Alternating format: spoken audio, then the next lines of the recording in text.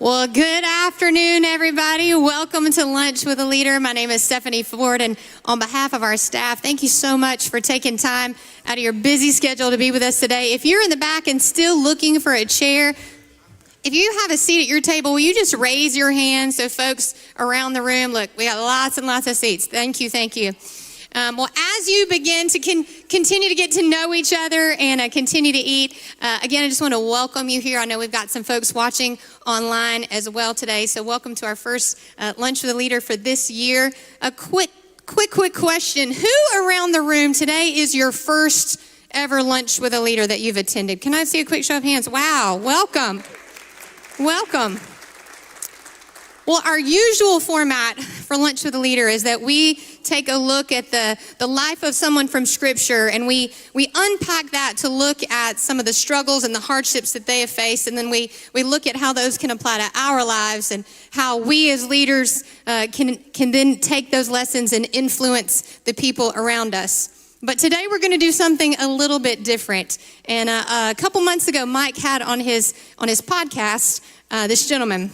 And in the course of their conversation, he kind of made the statement and said, man, I'd love to come to North Star and share this as well. And so he did just that yesterday. That particular podcast comes out today. And at the conclusion of today, you're going to say, man, how do I get more of this content? And that's the first way. Go and listen to that Lunch with a Leader podcast. But Ken Coleman is here with us today, and many of you may know him as host of the Ken Coleman Show, as a co-host of the Ramsey Show. He is a coach. He is an encourager. We got to listen to him here yesterday at North Star, and he shared so much good stuff that I feel confident today, whether you are somebody who is thriving in what you're doing or whether you are sort of swimming in this sea of purposelessness, I believe that God has given him a word for us today as leaders, for us personally and professionally. So would you help me welcome to the stage a good Lunch with a Leader? Welcome to Mr. Ken Coleman.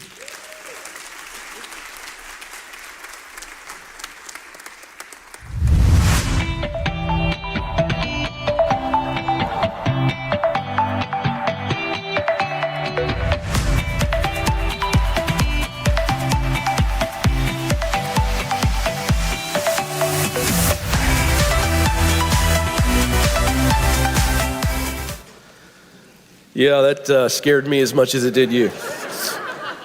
Didn't see that coming. I was just about ready to welcome everybody, and then boom. How's everybody? You're awake now, aren't you? Yeah. Well, I love talking to leaders. And when Mike and I first started talking about coming down, obviously preaching at the church, but also doing this lunch, I was equally excited about this opportunity. I, at Ramsey Solutions, also get to play in our leadership space with our leadership division at Ramsey Solutions that is entitled Entree Leadership, a word that Dave Ramsey created many years ago as an internal metaphor for the kind of leaders we wanted to develop at Ramsey Solutions. To have the heart and spirit of an entrepreneur, but also the discipline and the character of a leader. And so the Entree Leadership Podcast is a very, very well-known podcast. I hosted that for 4 years, and I speak at all of our Entree Leadership events. So I love leaders. I'm a son of a leader, and I'm excited about our time today. As we dive in, I'm just curious, around the room, how many golfers, or at least wannabe golfers in the room? Let's show of hands. Show of hands, get them up. Okay, so a decent amount of golfers. Mike, you don't play golf? You got all the golf gear. Okay, all right, just you like the way it feels. Yeah, okay, that's good. Yeah. So, I love the game of golf. I'm not a very good golfer because I don't get to spend a lot of time at it. My dad and brother are very, very good. So I spent a good part of my life being jealous of their golf game, but I love the game of golf. But I also think it's really fun when you're around business leaders because usually there's a lot of people who love to play the game, and I think it's a great analogy. And I think today I want to start off by giving you a picture of whether it's golf or baseball or whatever, the idea of executing at a high level and how simple it is and yet so difficult. Simple to understand, difficult to actually do, right? That would describe the golf game. How many of you have ever seen Charles Barkley? Whether you like golf or not, how many of you have ever seen Charles Barkley's golf swing? Anybody seen it before? Raise your hand. Most people in the room. It's terrible. I mean, it's unbelievable. He kind of comes back and he goes up, and then it's a spasmodic kind of movement down here, and this is what I think goes through Charles Barkley's mind when you see the swing, okay? As I've watched him do it, this is the narrative. I shouldn't be doing this. This isn't going to go well. Screw it. And sadly, that narrative that is in Charles Barkley's mind runs through a lot of leaders' minds on a daily basis. I shouldn't be doing this. I don't think this is going to go well. Screw it. And I want to submit to you today that the topic I'm going to speak about is a simple concept, and yet many leaders never grasp it. And I'm going to unpack it for you today. Today I'm going to talk to you about the leadership edge. Let's be honest. You need the edge. You need the edge. You need that competitive edge, whether you're competing in business or you need that edge, that difference maker in your leadership to take your organization where it needs to go so that it is operating efficiently and on purpose. And so I'm going to tell you what the leadership edge is today. Very simple. It's self-awareness. The leadership edge is self-awareness.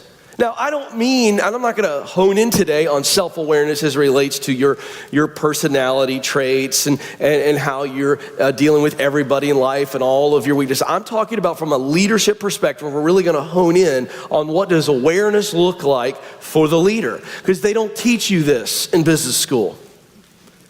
And I would also tell you that this is not a natural component to our human element. We kind of go do our thing, and we're kind of focused, and we go, and we bump into people. We cause all kinds of problems due to our weaknesses. So I want to break down a very simple concept, and I saw on your tables you have something to write with, and I know you're eating, okay? But I'm going to challenge you to write a few things down. I know you're eating. I know your fingers are greasy, but you can do it, okay? So here we go. I know you're eating, but I'm going to break this stuff down very simply.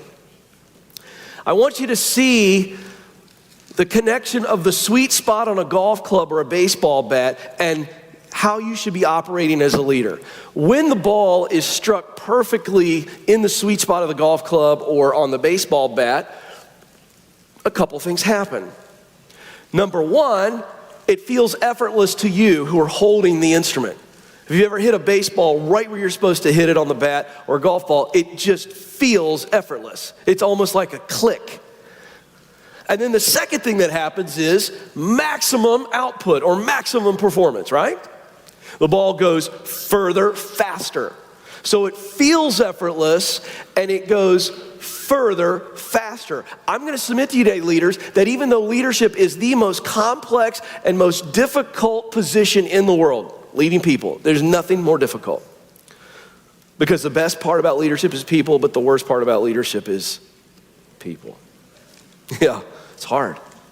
But I would submit to you today that what I'm going to share with you is going to allow you, maybe for the first time in your life, to operate in your sweet spot and most of your day to feel like a golf swing or a baseball bat swing that connects with the ball perfectly, and you get maximum performance. So we'll use the sweet spot as the analogy.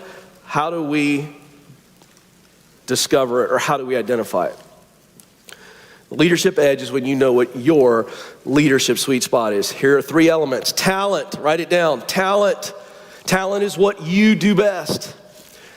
Passion, work you love. I'll say this again so you can get it. This is so simple. You're going to see how all these come together. The third element is mission, results that matter to you. Think a moment, if you may, for around the idea of mission.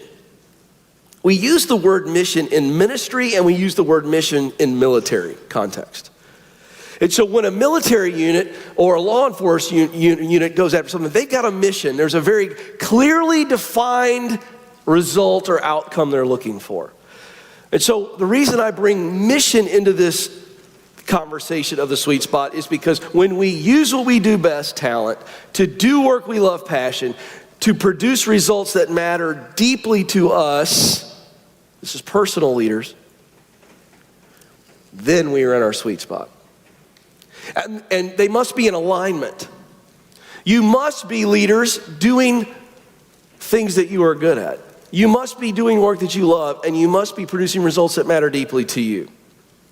Now, as we dive into this, I want to call out, there are some leaders in this room who absolutely are in your sweet spot. But this is going to help you, this lesson is going to help you transfer this to the rest of your team. If you've never seen it this way, you're going to be able to institutionalize this and recreate this for the other leaders that you are leading. And then there are people in this room, you are not in your sweet spot. And this is going to make you more effective. And it's going to allow you to grow like you've never grown before. Because leaders that are not in their sweet spot, can I just give you something very humbling and sober? You are the lid on your organization. The organization, listen to me leaders, the organization cannot and will not outgrow you. So if you aren't growing, if you aren't operating, and again, I know we've got leaders from the education system, we've got local politicians, we've got business leaders, faith leaders, we got everybody in the room. I don't care what the organization is or the context, listen to me. You will always be the lid on your organization. Your team and your organization cannot outgrow you. It just won't happen. So it's very important that you grasp this. So, here are 3 clarifying questions I want you to write down, okay? I just set it up, but I really want you to answer these in the next 72 hours. Some of you can do it right now on the fly, but I really want you to reflect on this. First question is, what do I do best as a leader? What do I do best as a leader? Now, this is the talent piece. I want you to really name this, and I want you to be thinking of not things that you are okay or kind of good at. This Western philosophy that says we got to work on our weaknesses is total rubbish. It's just rubbish. It's garbage. God gave you talents and strengths. Because we live in a fallen world is why we have weaknesses. God wants you to operate in your strengths. That's why He gave them to you. So when you answer the question, what do I do best as a leader? I want you to think on a scale of 1 to 10, 1 being things that you suck at, and 10 being things that you're awful at. Okay? I know I said suck in church. It's not Sunday. Get over it. Because if you are a 7, 8, or a 9, with focus and discipline, you can be a 9 or 10. Everybody follow that? That's greatness. And you need to release, when you answer this question, you need to release the stuff that doesn't measure up. Don't try to make yourself feel better. Be really honest. This is an individual exercise. First question you got to answer, what do I do best as a leader? Secondly, what work do I love to do as a leader? What work do I love to do? I mean, you're already a leader, and you've had to ascend up the ladder. But what work do you actually love to do? Not the work you have to do. I mean, if you look at your entire day, your entire week, and entire month, I want you to just run through this inventory. What do I actually look forward to doing? When I do it, time seems to stand still. What's that work? Final question. These are your clarifying questions. What results do I care deeply about? Well, Ken, I care about all the results. No, you don't. I mean, you are an individual. Of course you're part of the organization. Of course you're a leader. But I'm saying, what fires your soul up? What results in your organization fire you up? You need to know this. Because beginning to answer these questions gives you a snapshot of, I immediately can see how much time I'm spending each day, each week, each month doing things that I'm not good at, that I don't enjoy, and I'm spending a ton of time trying to produce results that don't connect to me personally. There's other people in the organization that care about these results. You got to know this stuff because of a thing called CEO disease, and I'm going to apply it to you all today and call it leader disease. Well-known psychologist Tasha Eurich talks about this, and through her studies, she has found that the higher leaders ascend, the less self-aware we become. The higher we ascend, I'm not picking on you leaders, I'm including myself in this. The higher we ascend, the less self-aware we become. And so this is a basic exercise to go, okay, I'm taking inventory of where I am. Now here's the deal. Can I let you in on something? Your team already knows this. They really do. They really do. Because I want to confront something that's a little bit uncomfortable. I can feel it in the room, and I'm purposely taking you there. As a leader in the world we live in, there's this condition that as a leader, I can't be vulnerable. And I use that word very specifically because, see, vulnerability is the ability, the way I would define it, is the ability to kind of go, hey, I'm going to be really honest about an area where I'm not really strong. It's really important. We'll get to that in a second. We'll come back to that. But I just want you to understand something. Your team, if I went around and interviewed everybody that you lead, and I asked them to answer these questions, I wonder if it would line up with what your answers are. You've got to be honest with yourself. This is a very important exercise. Now, here's the flip side. After you answer those questions, I want you to write these questions down. What do I stink at? Yeah. Just the flip side. I started you out on the positive stuff, but then we got to really own the other stuff. What do I stink at? What work, second question, what work sucks the soul right out of my body? And then what results am I directly and actively producing that they just don't matter that much to me? Let me give you an example. If you're spending a good part of your time driving logistics and efficiency and systems type stuff, and you're wired like me, and you're a content guy, a vision guy, a people guy, can I just tell you, it's okay to go, I really don't give a crud about spreadsheets and systems. It's okay to say that. By the way, if you were to say that out loud, leaders, some of your team would go, yeah, we know. How do they know? Because the way you act every time you put yourself in one of those meetings. You look like you're shuffling up to the door of hell. They see it. Come on, leaders. Now, every time I give this talk, I'll have leaders, and by the way, Mike and I are going to do Q&A in a little bit, where we're going to take some direct questions on this stuff, okay? Real stuff in your world. It's my favorite part. We'll do a Ken Coleman Show Leadership Edition, okay? So be thinking of your questions. But one of the questions I get when I give this talk is, well, Ken, I get the whole sweet spot concept, but like, dude, we're leaders. We're going to have to do stuff we don't like. Yes, you're right. So let me give you a rule of thumb on this. You should be spending 75% of your day as a leader in your sweet spot. There are going to be 25% of your day, rule of thumb, and just being kind of general so you get the concept. You could spend about 25% of your day maybe doing some stuff that you're not great at, or maybe you're just doing stuff that isn't in your passion zone. Because as a leader, you gotta have these conversations. You gotta sit in some of these things, right? I really think you ought to be spending 80, 90% in your talent zone. I'll give you 75% passion, because sometimes you just gotta do some stuff as a leader that's just not, it's not the juice, but you gotta do it. That's called being an adult. So don't overthink this, okay? I despise meetings. Two things I despise in my work. I despise meetings because I think we spend too much time sitting around talking about something in a long form when we could get it done in 5 minutes. I'm famous at Ramsey for the pop-up guy because I hate email. Oh, I hate email. I think email is a tool of Satan. I got to tell you, it has created, I'm going to go off on a little tangent here, it has nothing to do with the talk. I'm going to try to set a few of you free. Some of you right now are freaking out going, I'm not going to listen to another word this guy says because I love email. You love your email. Let me tell you something. Email has become the tyranny of the urgent. Do you remember when we used to write letters, Mike? Did anybody ever do this? Did you ever write a letter or get a letter rather? Go to the mailbox, open up, get a letter.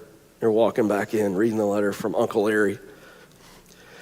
How many of you sat down immediately at the table and wrote a response to Uncle Larry, licked a stamp, walked right back out to the mailbox? Who did that? You, ma'am. I got some great news for you. They've got some medication for you that will work. It's fantastic. But this is what we do with email, right? And so there's this tyranny, and we spend so much of our day trying to get our inbox empty. That's an aside. I know, somebody's saying it's true. I'm trying to set you free. I'm trying to add some value. We spend too much time in meetings and too much time sending emails and answering emails instead of just looking at somebody in the eye and talk to them. So anyway, an aside. But you can, leaders, you can get yourself to a 75% framework. Here's how we do it. Let's go through it. It's very practical.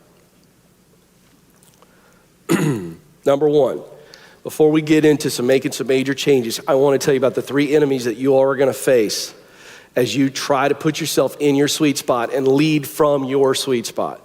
Number 1 enemy is fear. Let me tell you what the leadership fear is when it comes to this. Your fear is that you're going to fail. The organization is going to fail if you let go of something. You don't trust others enough to let go. You're afraid of losing some influence if you let go of some stuff. That's your value. You're afraid. You're afraid if you let go of some stuff and get somebody else to do it that's better at it than you are, you're afraid that you're going to lose some influence, some value. You don't trust like you ought to trust, which means you aren't leading and training the way you ought to lead. Here's another one, doubt. Doubt is the cousin of fear. You doubt your ability to actually change. I've been doing it so long, Ken, this way. I doubt that I can make the transition. I doubt that I can pivot. I doubt that I can really put myself in my leadership sweet spot and lead from it. I doubt it. I'm not sure it's going to work, Ken. It's too much change. And then let's be honest, you doubt your team. By the way, that's your fault too. If you doubt your team, it's because you haven't invested in them enough to know if they can do it, or you haven't invested in them enough to know that they can do it. That's your fault, leaders. Here's the third enemy of this kind of change, pride. Oh, this is the biggie. See, in order to lead from your leadership sweet spot, if you aren't in it, you have to admit to your team, you have to admit to yourself, I'm not in my sweet spot. I'm not truly only focusing on using what I do best in leadership to do the kind of work I love in leadership to produce the results that I care deeply about in leadership. I'm not doing that. I'm trying to do too many things. I'm wearing too many hats. I'm catching plates. See, pride keeps you from admitting that you need to change and that someone else can do it better. See, these 3 enemies do one thing. They cloud your clarity. The reason I started with, I want you to walk through that exercise of be super clear in the next 72 hours. This is actually the 3 or 4 things I do best. I just do these things better than anything else. And I wanted you to focus on, if I look at my day and as a leader, I love doing this more than anything else. And then if I really think about the results that as a leader that I'm responsible to create, it's these results that give me the greatest sense of connection to my values and who I am. They swell my heart. The reason I started with that is because you must have clarity. Because fear and doubt and pride are the enemies of leaders because they cloud your vision. You can't see. You're not clear and you act in a state of confusion. So just a quick reflection. You can jot these questions down and answer them later. What are your greatest fears as a leader? I'm getting personal right now. I know this is uncomfortable for some of you, but you've got to be able to identify what are my greatest fears? What am I afraid of? Here's one we get all the time at Entre Leadership events. Ken, I know that I've got a gigantic butthole as my lead salesperson. It's true. I hear this all the time. He or she, they're incredible. They're incredible sales, but they're a cancer of the organization. They're a total jerk. Somebody shout back to me, what's that leader's fear? Confrontation, that works. What are they really afraid of? Results. if I get rid of a cancer on my team who just happens to be a high producer, I'm going to torpedo the organization. Everybody see what I'm talking about? You've got to be able to identify, leaders, what's keeping you from leading in your sweet spot by being uniquely you in the organization. What are you holding on to? What are you scared of? You got to be very clear on what that fear is. Because when you look at that and you begin to go, okay, is that true? How many of you got kids? Raise your hand. Okay. How many of you at some point in your parenting life, they called you up to the room and said, I'm pretty sure there's something under the bed or in the closet? Come on, how many? Oh, are you kidding me, right? How many of you saw the fear on your kid's face? It was real, wasn't it? They were gripped, terrified. And only when we crawl down underneath the bed and emerge with our head still on our shoulders or come back from the closet fully intact does the fear subside. And that silly little illustration is exactly what leaders are so afraid to do. You are just like the little scared kid who heard a sound in the closet or feels like there's a giant monster under the bed. And only until you get into that fear, what am I really afraid of? Ken, if I go and tell my team that I've been leading from outside my sweet spot, they're going to disrespect me. They're going to leave me.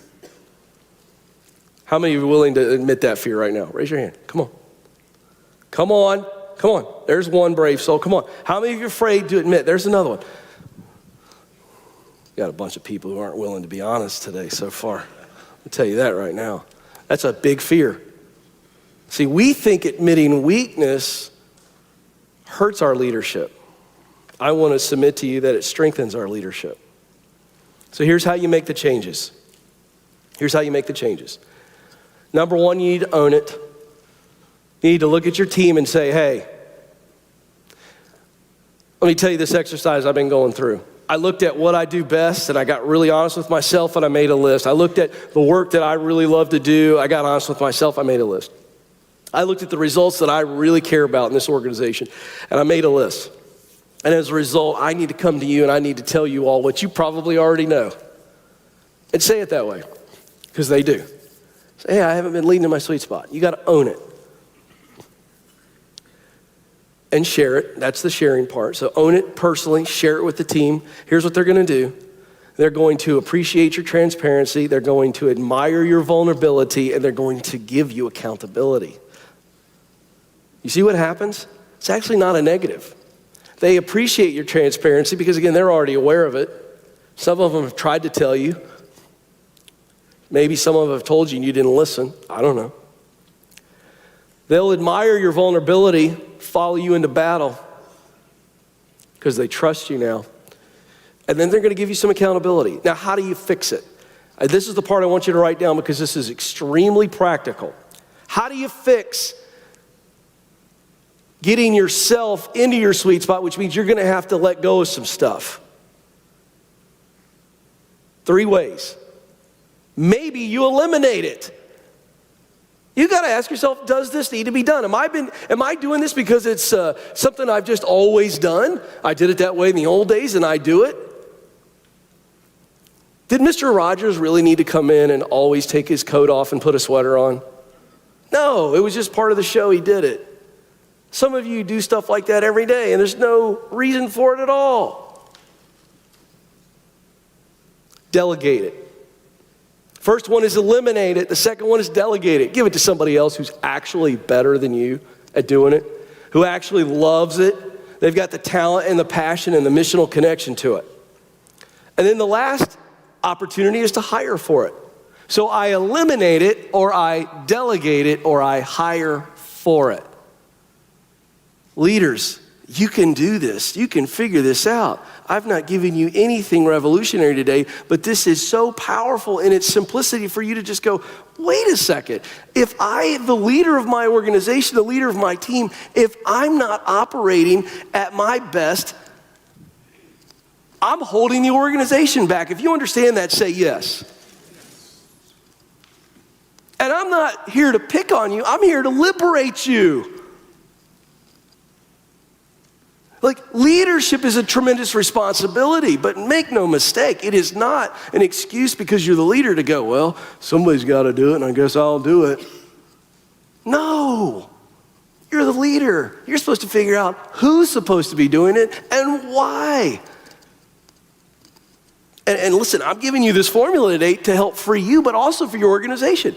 You ought to be automatically, while you're sitting there thinking, how many of my leaders are in their sweet spot? How many of them do we even hire for this? Do we look at this from an organizational standpoint? Do we look at the organization and go, from the receptionist to the janitor to the operations guy to the developer to the COO, whatever, to the vice principal, the police chief, the deputy, like, you ought to be looking at the organization. And I go into organizations and I teach and consult on this. But today I'm speaking just to leaders. But let me just tell you something. You want to know what makes championship teams and winning teams in any area of business or ministry or nonprofit or government? When they've got the right people in the right seat. That's it. I mean, listen, you want to look at, I love football. And I know I shouldn't say this in Georgia territory, but the reason Saban has been so successful for so long is the man has a system. He's got a system. He knows what kind of linebackers he wants for the system that he runs. He knows what he wants on special teams. He knows what kind of receivers he wants. He knows the kind of quarterback he needs. All of it is based on his system. He is recruiting talent to fit his system. If you understand that, say yes. Well, there's no different in your world. But a lot of you are hiring and leading. You're just kind of making it up. Well, I think they're a nice person. I think the interview went well. I'm not picking on you. I'm just telling you I know. By the way, it's the number one cost. Number one cost for organizations is a bad hire because of the time and money that is spent fixing the bad hire. And I'm giving you the secret sauce today. But you first have to go, am I spending 75% of my day, watch this folks, using what I do best, my talent, to do work I love, my passion, to produce results that matter to me, my mission. Because if I'm not, I can't expect the rest of the organization to do so. But when you get this for yourself, watch what happens. You can begin to see every position in the organization, and you begin to see, are they operating in their sweet spot? Okay, I never looked at it that way before. Okay, they're very talented at it, but they don't enjoy it. That's why they're stagnant. You need to hire for this. You want to watch one of those candidates who would normally feed you a bunch of crap, like, you know, they're an Emmy-winning actor and they're lying to you in the interview and they're just slick as all get out? Ask them some of these questions. Say, what kind of work do you really love to do? You're going to get a real answer. You're going to find out the fakes pretty quick. You got to hire for this. You got to hire for this. And by the way, Mike, this is a surprise. We are launching, so I have an assessment called the Get Clear Career Assessment, okay? And it measures talent, passion, and mission. And it fills out a purpose statement for people that take it. It's a 20-minute assessment. And we launched it last year. It's barreling towards 20,000 sold already. It's going crazy. It's for the consumer, the people that listen to the Ken Coleman Show. Coming out later in February, we have a business-to-business version, which is going to allow leaders to give this assessment to their employees, whether they're performing great or they're performing poorly. And it's going to spit out a professional purpose statement for them. And you as the leader will have the tool. They took the assessment. And it is a conversational tool and an engagement tool for you to figure out, do I have the right people in the right seat of the bus? And here's the surprise. When it comes out in February, and again, we'll communicate to people in this room, we're going to email, I want every one of these leaders to get one of those assessments. We'll give you one just to check it out. Yeah, and that way I'm not asking you to buy it, but I'm going to let you try it for yourself or for a key leader or an employee in your company. You can check it out. But we're going to give everybody, I talked to Damon about that this morning. So we'll get you, it's a link and a code, okay? And it's free of charge. That's how passionate I am about this system. All right, I got to wrap up because we're going to take some questions. But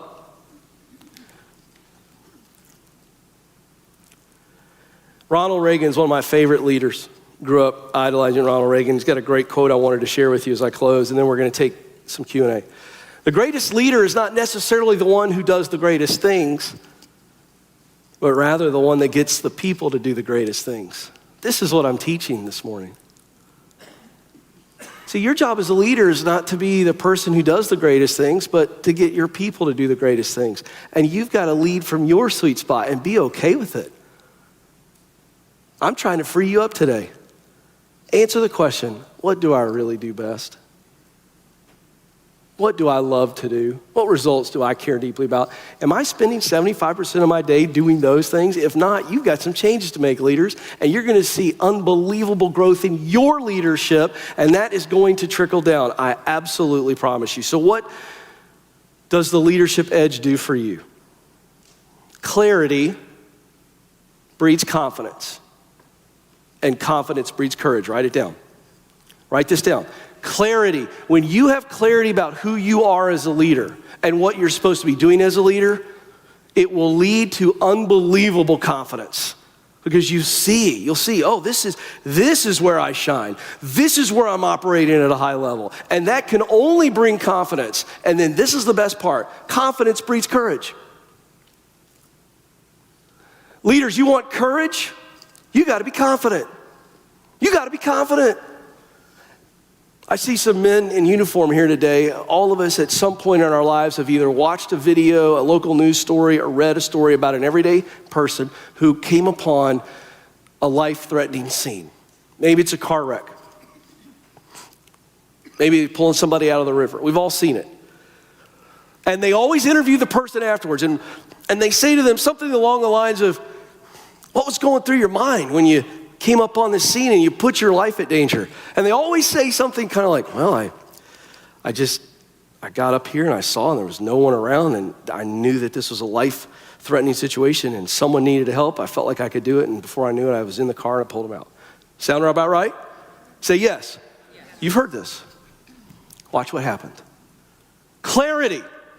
They come up on the scene, burning car, no one else around, someone's in there. That person is going to die if I don't do something. Extreme clarity, instantaneously moved to confidence. I can do it, I believe I can do it.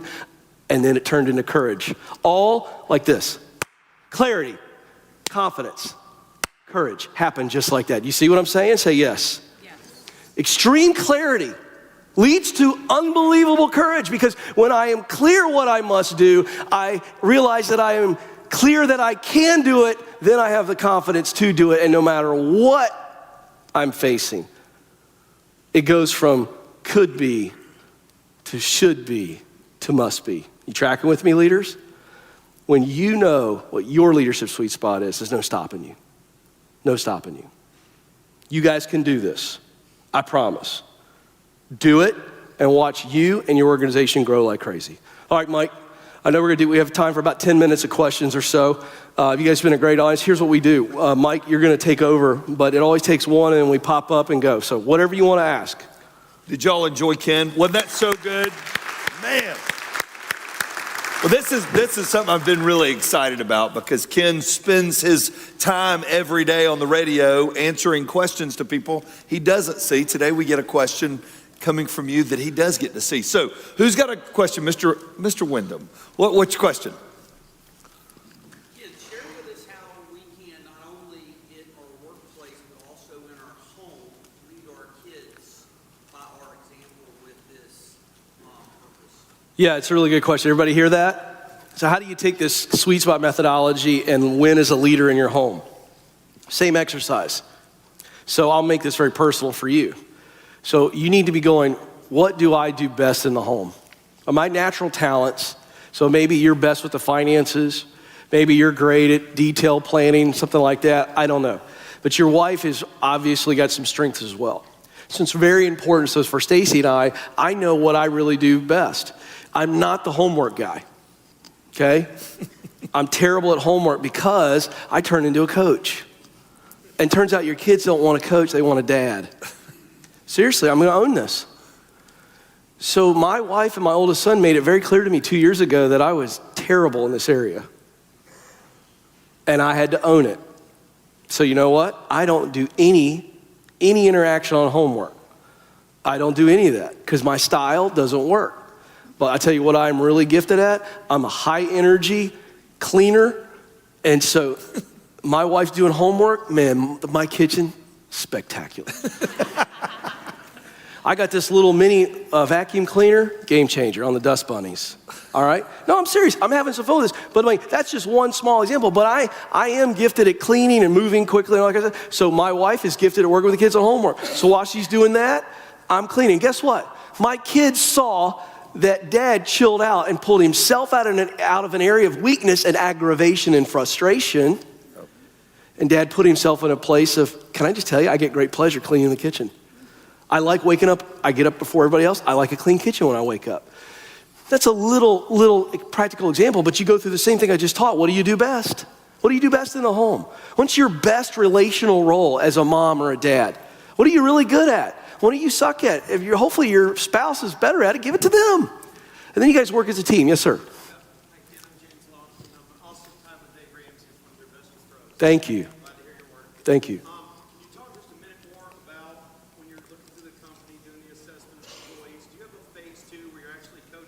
Yes. On how to, I'm leading you right in, right? Yeah. But to where you actually, one thing to take the assessment, I've learned, it's another thing to manage and coach around how do you get the wrong people off the bus. That's right. How do you look for your new hires? Can you touch on Yeah, that's right. Well, that's a really big question, and I got to be very brief. But what I do with an organization, the assessment helps the leader have a very safe and healthy conversation with the employee, because the employee is taking the assessment, not the leader. And so you're sitting there looking at the results, and you sit there and you talk to them about it, and you look at their purpose statement, and you go, hey, if we look at your current job description, what's your take on how much your purpose statement aligns with your current job description? That's huge. You're giving them a chance to kind of assess it. Now, well, we have two ways to go there.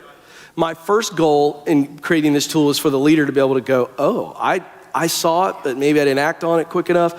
Is there a better position for them in the company? So it could be a couple things, a different seat, or we pull some stuff, keep them in the same seat, but we pull some stuff off of them. And that's why I like this rule of thumb of 75%. You guys can, doctor that percentage however you want. But if you're looking at somebody and they're spending 50% of their day leading, so let's say you got somebody in a creative role, and then you put them in a leadership role, so they're doing some creative and some leadership, because this is an example that happened at Ramsey Solutions recently. And I work with our internal team at Ramsey. So I'll sit with them and their leader, and we'll go through this. And here's a guy that's a great creative designer. And because he was so fantastic, when we perform well, what happens? We get promoted. And get promoted into leadership. Here's the deal. It sucks the life out of him. Well, we're not going to fire him because we promoted him. He's a creative guy. It's just, he doesn't need to be spending 50% of his time in leadership type meetings. He's going to be more of a mentor and a trainer, because he did like training. What he didn't like was the managing and some of the confrontational stuff. And it sucked his soul out of his body. So what we do is we change his job description, or what we call KRA, key responsibilities area. And so we're not moving him out or off the bus, and we're really not changing his seat. We're just gonna pull some stuff off of him, and as a result, give him a little bit more training and mentoring. So it gives you a lot of freedom to go, oh, this person's a bad apple. And by the way, a lot of this has to do with how does the employee act when you have an honest conversation with them. It's gonna be, for some of you, confirmation that these people just don't wanna be here. They wanna be coddled, they want a paycheck. Yes, sir. I understand about knowing what your role is in the house. That's why I married a teacher. She did the schoolwork. There you go. Smart man. Don't worry about that. Right. But here's my question. Why is it so, you mentioned it before, why is it so hard for leaders, whatever field you're in, to put people around them that are smarter than they are, instead of just going with, maybe here's my ideology, I want to be my ideology. They may not be as good as what they do. I think, why is it so hard for leaders to actually find those people to surround themselves around to make it right? That's a brilliant question. Everybody hear that? Why is it hard for leaders to surround themselves with people that are better than them in many areas? I think there's a two-part answer. Number one, it is in our human element that we just naturally compare ourselves to everybody. Yep. And just because you're a leader doesn't remove your humanness. And underneath all of these impressive outfits and impressive resumes and these people I'm looking at is a 14-year-old girl or 14-year-old boy who's comparing yourself to everybody else. And there's a human element when we start to compare ourselves. That's item number one. Item number two is there is this cultural hogwash that has just kind of been adopted that the leader is all supreme, all powerful. Because a lot of the leaders we look at, dictators, politicians, the way they act, that leaders are just this exalted class of people.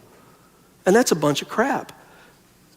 But when you assume that as the leader, you must be above everybody else and you must have all the answers all the time, then you're not going to put people around you who have the answers. But a really healthy leader goes, hey, leadership is servanthood. Great illustration, you'll love this.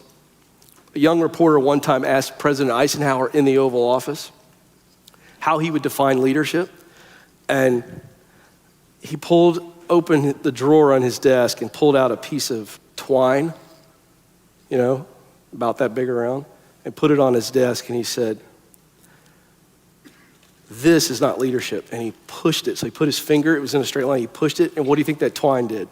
Kind of bunched up and kind of like a worm. He said, this is leadership. He straightened it out, and he put his finger on it, and he just pulled it. Pull it. I'm going to give you 2 questions that'll make you a better leader if you ask these questions every day. This is bonus. You ready? Everybody write this down. Don't look at me. You need to write this down. 2 questions, because this will help you with this. These 2 questions that you ask every day, or at least 2 to 3 times a week, will make you a better leader. First one is, how are you doing? Now, folks, that's not this, walking past Mike. How you doing, Mike? That's a greeting. No. I mean looking at him in the eye. How are you doing? How are your kids? How's your wife? She had surgery a couple weeks ago. How's she doing? How are you doing? This is a relational question. Second question is professional. How can I help you win? Oh, leaders, this is so simple, but I'm not kidding you. The first couple times you ask that, you may get some surface stuff. But if you keep asking, and eventually they're going to go, she actually wants to know. He actually wants to know the answer. How are you doing? Personal, relational. Remember, all the people you're leading are still little boys and girls who want to be noticed. That's right. Do you see me? Do you care about me? This is who you're leading. By the way, those of you who've been affected by the Great Resignation with people leaving, how many of you had a bunch of people leave you in the last year? Raise your hand. Some? Okay. Out in the business world, it's like crazy. Engagement is a massive problem right now. And I'm telling you, those 2 questions asked on a regular basis, game changer. Because when they begin to actually answer the second question honestly, because they trust you, because you've been asking the first question, they tell you, well, I use a few more resources over here because I've identified a problem. I think if I can get this, but I don't have the time given this, and you're going, yeah, let me do it. And guess what? They fix a problem for you, Mike. Yep. Change the total trajectory of the organization or of the team, and then guess who gets the credit? Who gets the credit? You do, leaders. But all you did was ask a question. Yep. So there you go. Do we have time for one more? One more. Yes, sir. Okay, so I recently took one of those reflection tests about my leadership skills, and I came out scoring really high on the personal side. I'm very good, friendly, trustworthy, but I scored less good on organizational side. And should I try to realign my sweet spot to be a more effective leader, or should I hone in my sweet spot? What would you say about kind of that side of things? Okay, so I'm going to reframe your question because I know what you're trying to ask. So if you scored high on relational skills and connecting with people, but you didn't score high on what would you say you didn't score high on? Organizational side is that. Organizational side. Okay, great. You got to have a bulldog, administrative, operational person always at your side. And they're the person who executes, makes sure the I's are dotted and the T's are crossed. You understand what I'm saying? And you know what you focus on? Asking those questions. Yep. You're the chief people officer. Dude, That's a game changer. You let the bulldog be the bulldog. The bulldog's got to have a confrontational meeting and go, what do you need to confront him about? Tell me. Okay, I'll take it. Because they're going to hurt somebody's feelings because they're no nonsense or whatever. You're going to sit down with somebody and love them through a situation. You become people focused, engagement focused. You're the chief enthusiasm officer, right? Caring, loving on people, seeing people. Dude, that's a game changer. And that's great leadership. And understanding that now at this young of age, it's a huge deal for you. So yeah, congratulations on that. Give him a hand for that awareness. Woo! That's pretty cool. All right, would you guys join me today and thank Ken so much for being with us? He is going to be out in the lobby. You're the man. He's going to be out in the lobby, and he's got a book table out there. So 2 things I want to let you know about while Ken's on his way out. He's meeting our team in the back.